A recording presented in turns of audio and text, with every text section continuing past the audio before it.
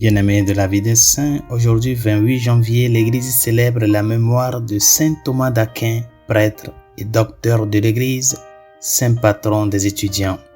Saint Thomas, né vers la fin de l'année 1226, était le fils de Landulf, comte d'Aquino, qui, à l'âge de 5 ans, le confia aux bénédictins de Monte Cassino.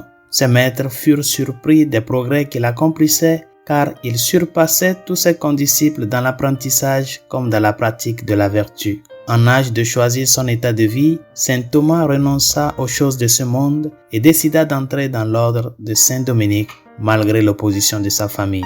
En 1243, à l'âge de 17 ans, il rejoint les dominicains de Naples. Pendant 2 ans, certains membres de sa famille ont eu recours à tous les moyens pour briser sa constance. Ils allèrent même jusqu'à envoyer une femme impure pour le tenter. Mais tous leurs efforts furent vains et saint Thomas persévéra dans sa vocation. En récompense de sa fidélité, Dieu lui conféra le don de la chasteté parfaite, ce qui lui valut le titre de docteur angélique. Après avoir fait profession à Naples, il étudia à Cologne auprès du célèbre saint Albert le Grand. Il y est surnommé le bœuf muet en raison de ses manières silencieuses et de sa grande taille, mais c'est en réalité un étudiant brillant. À l'âge de 22 ans, il est nommé professeur dans cette même ville. À la même époque, il commence à publier ses premières œuvres. 4 ans plus tard, il est envoyé à Paris. Le saint est alors prêtre. À l'âge de 31 ans, il obtient son doctorat. À Paris, il est honoré de l'amitié du roi Saint-Louis avec lequel il dîne fréquemment. En 1261, Urbain IV l'appela à Rome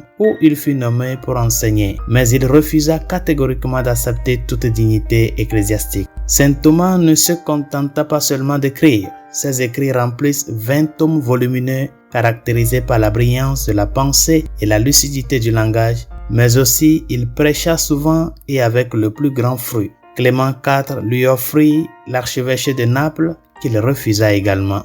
Il laissa inachevé le grand monument de son savoir, la Somme théologique, car en se rendant au deuxième concile de Lyon, ordonné par Grégoire X, il tomba malade et mourut au monastère cistercien de Fossa Nueva en 1274. Il fut canonisé en 1323 par le pape Jean XXII.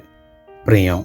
Père de la sagesse, tu as inspiré à saint Thomas d'Aquin un ardent désir de sainteté et d'étude de la doctrine sacrée. Aide-nous, nous t'en prions, à comprendre ce qu'il a enseigné et à imiter ce qu'il a vécu. Par Jésus le Christ, notre Seigneur. Amen. Saint Thomas d'Aquin, priez pour nous. Tous les saints et saintes de Dieu, priez pour nous.